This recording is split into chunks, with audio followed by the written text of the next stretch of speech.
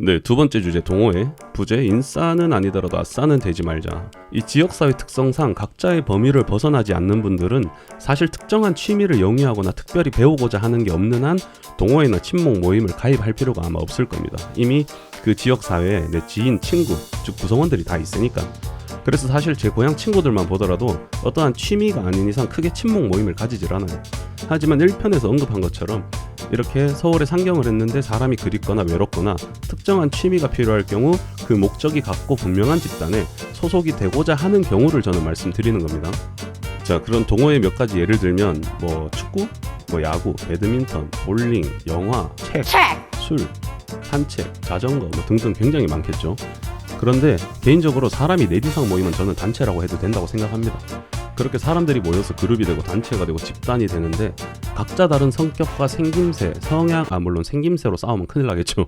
성격과 생김새, 성향을 가지고 모이기 때문에 의견이 부딪히거나 갈등이 생기는 건 어쩔 수가 없습니다. 그렇기 때문에 어느 모임이나 이 리더라는 포지션이 존재하는 거죠. 이 리더 얘기는 나중에 다루도록 하고 우선 뻔하지만 그 뻔한 것도 모르는 사람들이 넘쳐나기 때문에 이런 집단에서는 해서는 안 될 행동과 말을 개인적으로 몇 가지 추려봤습니다. 우선은 처음 이제 내가 특정 집단에 소속되고자 할 때의 상황을 예로 들었고요. 이제 쉽게 얘기하면 신입이죠. 그리고 멀리 나아가서는 대인관계, 이성 앞에서도 해당이 되는 내용들입니다. 자, 첫 번째 자신감 없는 모습. 그리고 두 번째 꼰대, 무기는 나이밖에 없는 이 꼰대. 그리고 호구조사. 그리고 세 번째 이 듣는 기가 없는 사람들. 네 번째 허언, 허세. 그리고 다섯 번째는 센스, 기본적인 감각. 이렇게 총 5가지로 제가 분류를 해봤는데요. 첫 번째 자신감 없는 모습. 이거 생각보다 정말 많습니다. 혼잣말을 하시거나 막 어떤 말을 하고 싶은데 정리는 안 되고 말하다 보니까 맥이 끊겨가지고 자기 말도 제대로 못하고, 그리고 이 말할 때 되게 딕션도 안 좋고 말끝을 되게 이상하게 흐리는 분들 아시죠? 예, 안녕하세요. 막 흉내도 못 내겠네. 흉내 잘 냈죠. 근데 아무튼 약간 이렇게 말씀하시는 분들도 있어요. 이런 분들도 사실 첫인상이 그렇게 호감으로 다가가진 않습니다. 자신 있게 얘기를 해야 되겠죠. 네, 반갑습니다. 저는 누구라고 합니다. 어디 살고요. 몇 살입니다. 집에 개 한 마리 키우는데 제가 바로 그 개입니다. 이 뭔 개소리야! 이렇게 재미없어도 그냥 명료하게 위트도 좀 넣고 딱 부러지게 말씀하시면 됩니다. 어렵지 않잖아요. 결국 자신감, 자존감 문제고, 아무튼 이거는 뒤에 그 센스 부분을 다룰 때 추가로 얘기를 좀 더 해봅시다. 그리고 이 외적인 부분도 사실 자신감과 직결이 어느 정도 될 텐데 복장, 즉 패션은 크게 상관없는 것 같습니다. 그냥 투머치보다는 꾸민 듯 안 꾸민 듯한 모습이 더 좋은 것 같고요. 제가 자주 이렇게 모임 나갈 때 제일 자주 입는 옷이 트레이닝복인데, 물론 트레이닝복도 요즘 워낙 좀 트렌디하게 나오는 게 많아서 패션이라고 말할 수 있겠죠. 아무튼 꾸민다 안 꾸민다 이게 중요한 게 아니라 그냥 자신만의 아우라를 만드세요. 그러면 여유가 생깁니다.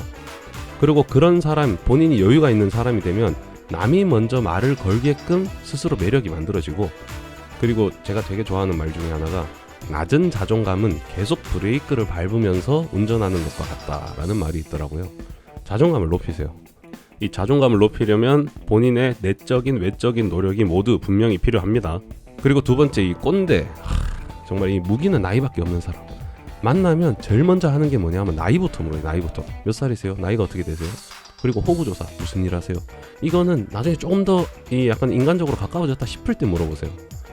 본인이 어른이면 행동으로 어른스러움을 보여주면 되는데, 그러면 어차피 이 밑에 것들이, 동생들이 존경과 존중이 저절로 따라가거든요.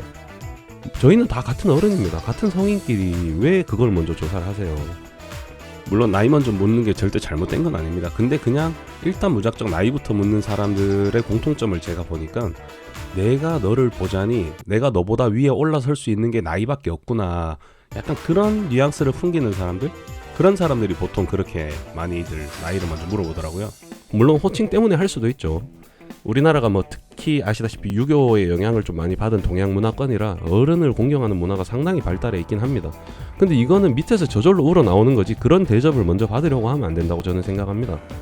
개인적으로 제일 싫어하는 말 중에 하나가 형이 말이야 이거 너무 싫어. 그냥 내가 말이야 하면 안 되나? 그리고 이제 이걸 부록도 있죠. 오빠한테 말해봐. 오빠가 있잖아. 오빠 말이야 오빠. 이것도 여성분들 얼마나 싫어합니까 이거. 그리고 세 번째, 아까 말씀드린 세 번째 주제, 듣는 기가 없는 사람들.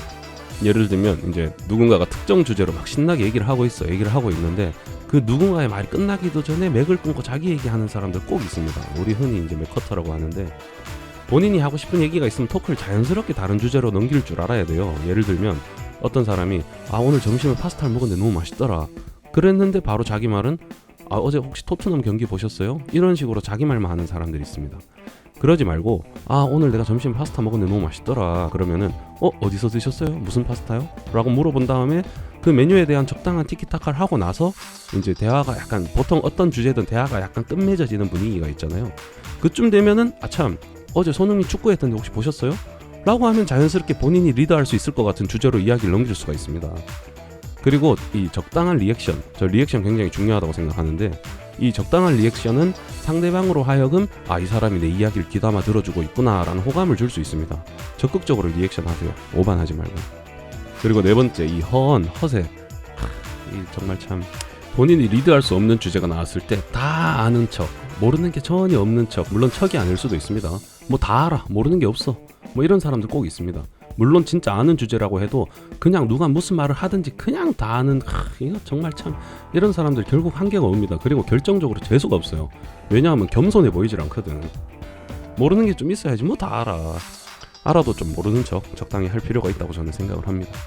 그리고 사실 허세는 처음 제가 상경했을 때 저 좀 있었거든요. 제가 생각해도. 왜냐하면 이 첫 상경지가 분당이다 보니까 뭔가 사람들이 다들 되게 윤택해 보이고 삶의 질이 너무 높아 보여서 대구 촌놈인 내가 약간 질 수 없다, 촌놈 소리 듣기 싫다, 이런 마음으로 좀 그랬던 것 같아요. 근데 결국 현타가 오더라고요. 내가 뭐 아는 건가, 돼지 목에 진주 목걸이가 아닌가 싶어서 그냥 오히려 내려놓고 그냥 제 주제에 맞게 사니까 오히려 내가 더 나다워지고 심리적으로도 되게 안정이 되더라고요.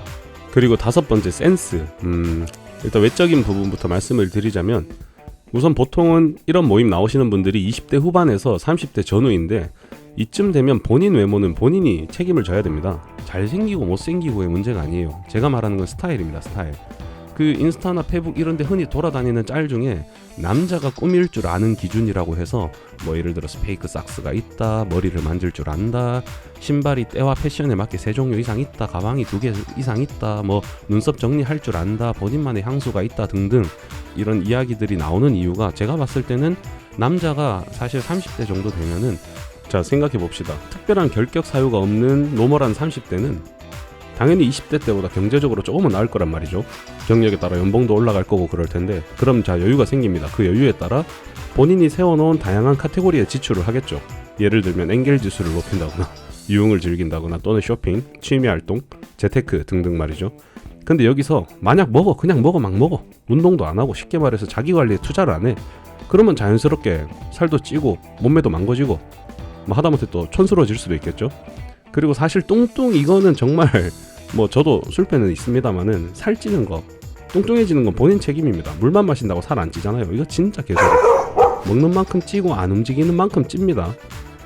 물론 그 외모 중에 그 조물주 또는 유전의 영역인 키나 탈모는 제가 말씀드릴 수 있는 부분이 아니니까.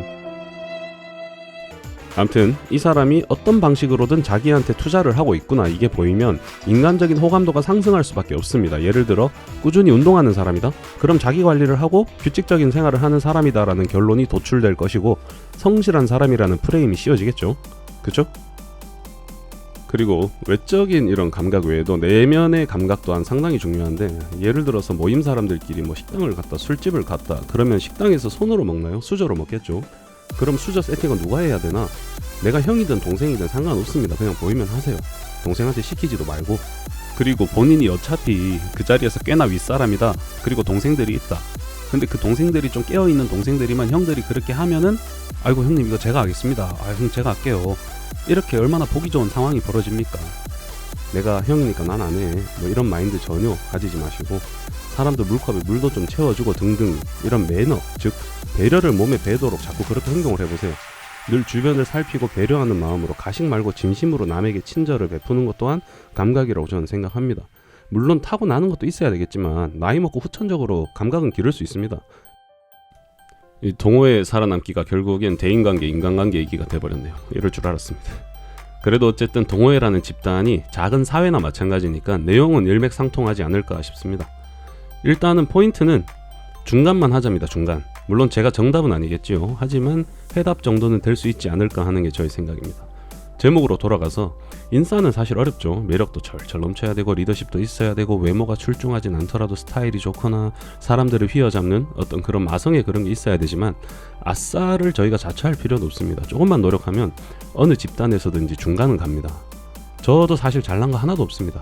잘난 거 없지만 이렇게 제가 유튜브를 하는 이유는 어떤 모임이나 동호회에서 제가 미움은 받지 않는다고 스스로 자부할 수 있거든요. 왜냐하면 저는 후천적으로 노력을 많이 했습니다. 술 좋아하지만 운동도 열심히 합니다. 축구도 주 2, 3회 꾸준히 하고 웨이트도 하고 대단히 스타일리시하진 않지만 트렌드 정도는 알고 패션에 관심도 많습니다. 미용실도 고정으로 꾸준히 다니는 샵이 있다 보니까 이 한 사람이 누군가의 머리를 꾸준히 해주면은 그 머리의 어떤 그 성격, 뭐 반곱슬, 곱슬, 직모, 그 다음에 이 사람이 어떤 스타일로 커트를 하는지 이런 거를 고정 디자이너 분들은 다 아시잖아요. 그래서 저는 고정 디자이너 분도 있고 용모 단정 사실 중요합니다. 그래서 뭐 손발톱은 기본이고 코털도 정리하고 호레비 냄새 안 나려고 나름 제 옷의 어떤 특유의 채취 이런 것도 신경 많이 씁니다. 제가 땀이 좀 많아서. 빨래도 대충 돌리면 절대 안 됩니다. 젖은 빨래통에 오래 두시면 안 돼요. 세균 생깁니다. 퀴퀴한 냄새의 주요 원인입니다. 노력합시다 여러분. 신경 쓰면 됩니다. 다시 한번 말씀드리지만 진짜 뻔한 이야기였습니다. 시청해 주셔서 감사합니다. 다음 편에서 만나요. 다음 편은 제가 방향을 조금 돌렸습니다. 자, 그렇다면 그 동호회들은 도대체 어디서 가입할 수 있느냐, 어디에서 동호회를 접할 수 있느냐, 그 동호회 플랫폼별 특징과 어떤 플랫폼들이 있는지를 제가 정리를 해봤습니다. 기대해주세요. 진짜 끝입니다.